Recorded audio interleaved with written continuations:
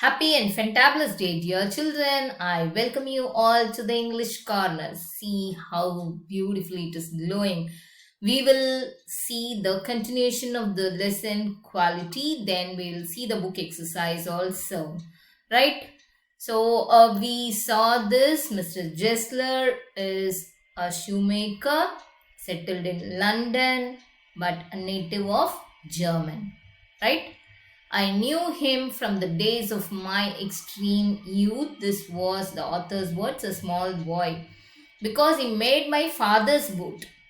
He lived with his elder brother in his shop, which was in a small by street, okay, small lane, in a fashionable part of London. So he was born in German but settled in London, right?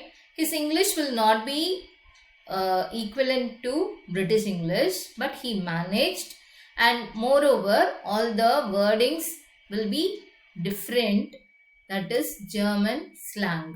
The shop had a certain quite distinction. There was no sign upon it other than the name of Chesler Brothers.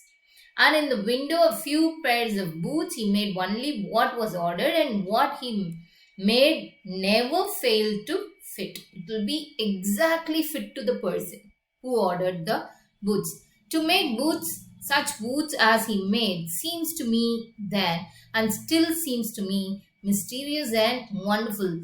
So always the shoe will be perfect, okay, of good quality. I remember well my shy remarks one day while stretching out to him my youthful foot. Isn't it awful hard to do? Mr. Jessler, and his answer given with a sudden smile from out of the redness of his beard. It is an art. What is it? It is an art. Kana? It is a German accent. Okay. So again and again I am saying German accent will be little bit different. So in your book itself, in side, they will be giving the exact meaning. It was not possible to go to him very often. His boots lasted terribly. Why we can't go? Because his boots lasted for a long time. Right? Having something, it was not possible to go to him very often. His boots lasted terribly, having something beyond the temporary. So when we are going and buying a shoe, definitely I am saying it will be there for 6 months, maximum of 7 to 8 months. That's it. Shoe will be torn. Even in your schooling, you could have bought new shoes. 2, 3 shoes you could have bought, right? Some essence of boots stitched into them, right? One went in, not as into most shops. So most of the shops we will enter into, and there will be so much of rush.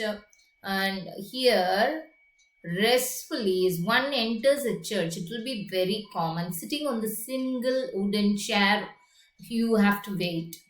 Okay, a guttural sound, that is a harsh and grating sound, and the tip tap of his slippers beating the narrow wooden chair, and he would stand before one without coat, a little bent in a leather apron, with sleeves turned back.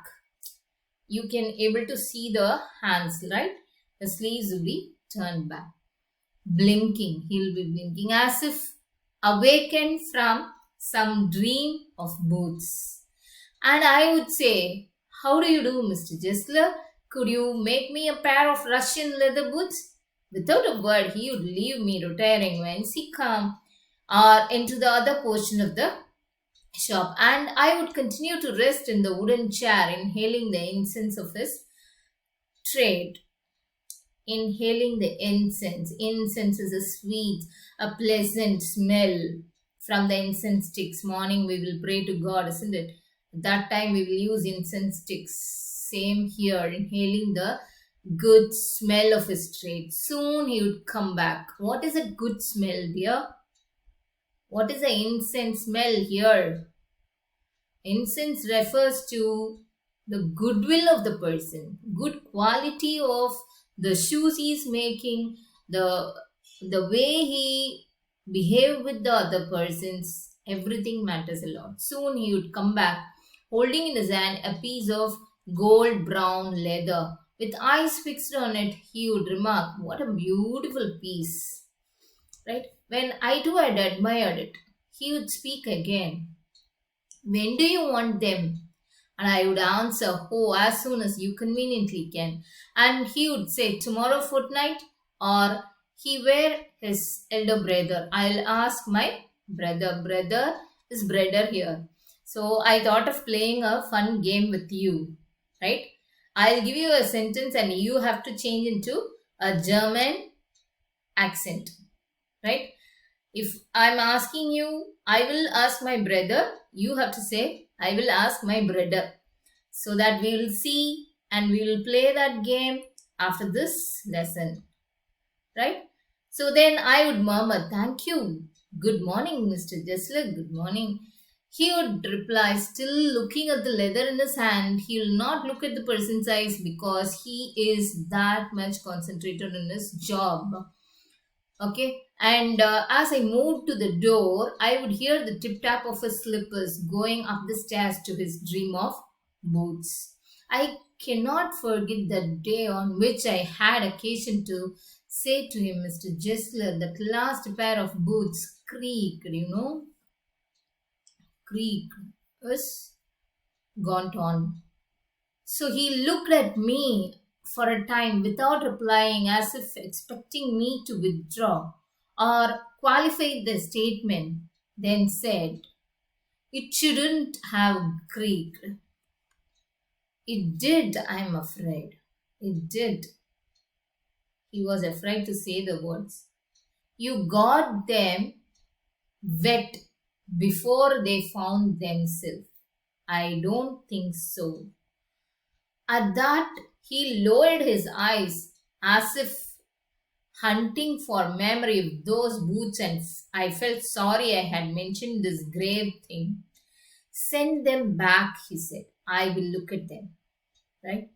He want the shoes back so that he will look at that and he will rectify the mistake. Otherwise, he will not charge the bill. Right? "Some boots," he continued slowly, "are bad from birth. If I can do nothing with them, I take them off your bill." Once, once only, I went absent-mindedly into his shop in a pair of boots bought in an emergency at some large firm. He took my order without showing me any leather. He didn't show me any leather like how Mr. Jessler showed me. He showed a golden brown leather. So the large firm, they didn't allow me to select any leathers. He took my order without showing me any leather, and I could feel his eyes penetrating the inferior covering of my foot. At last he said, "Those are not my boots." See the words? "Those are not my boots." The tone was not one of anger, nor of sorrow, nor even of contempt, but there was in it something quite that froze the blood. Oh God, I made a mistake. So that feeling will come to him, come to that boy when he says this word. He put his hand down and pressed the finger on the place where the left boot was not quite comfortable. So when the legs are paining, one small finger will be there in your legs, right? So that finger will pain if the shoes are not fit properly. "It hurts you there," he said. "Thus big firms have no self-respect." And then, as if something had given way within him, he spoke long and bitterly. So today, he opened his mind. Who opened his mind? Mr. Jessler opened his mind and spoke very long and bitterly, very sad experience. It was the only time I ever heard him discuss the condition and hardship of his trade. Okay, so they get it all, he said. They get it all. Who get it all? Other shopkeepers. They get it by advertisement, not by work. So other large firms get all the orders, get money, everything, not by their work, not by the quality of their work, because of advertisement they are getting. They take it away from us who lose our boots. It comes to desperately, I have no work. Dispresently, what is it? Dispresently. So at present, it- there is no work for him because of the large firms giving advertisement, and all the people, customers are going there by seeing the advertisement, not by seeing the quality. Every year it gets less. So you'll see, and looking at his lined face here refers to his aged, because of his age. I saw things and I had never noticed before, bitter things and bitter struggle of what a lot of gray hairs there seemed suddenly in his red beard. As best as I could, I explained the circumstances of those ill omened boots. But his face and voice made so deep an impression that during the next few minutes I ordered many pairs. So many pairs I ordered, because he wants to solve the problem of Mr. Jessler. Right? They lasted longer than ever, and I was not able to go to him for nearly 2 years. That much of shoes he ordered. It was many months before my next visit to his shop. This time it appeared to be his elder brother handling a piece of leather. Well, Mr. Jessler, I said, how are you? I came close and peered at me. I am pretty well, he said slowly. But my elder brother is dead. And I saw that it was indeed himself, but how aged and wan, and never before had I heard him mention his brother. Much shocked, I murmured, oh, I am sorry to hear this, Mr. Jessler. Okay, all these were the voices of the small boy. Yes, he answered. He was a good man. He made a good boot, but he's dead. And he touched the top of his head, where the hair had suddenly gone as thin as it had been on that of his poor brother. Thinking of his brother, he became sick. All his hair went down. To indicate, I suppose, the cause of his death. Do you want any boots? And he held up the leather in his hand. It's a beautiful piece of leather again. So what Mr. Jestel thought is he was the responsible person for his brother's death. But actually that is not true. I ordered several pairs. It was very long before they came, but they were better than ever. One simply could not wear them out. And soon after that, I went abroad. Right? It was over a year. I was again in London, and the first shop I went to was my old friend's. I had to left a man of 60. I came back to one of 75. That means 15 years he was in London. Pinched and Owen, who genuinely this time did not at first know me. He cannot recognize me. Mr. Jessler cannot recognize this boy. Right? Do you want any boots? He said. I can make them quickly. It says black dim.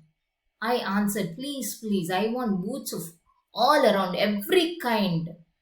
Now, it's time, baby. We'll quit this session and we'll be back in the next session. Thank you.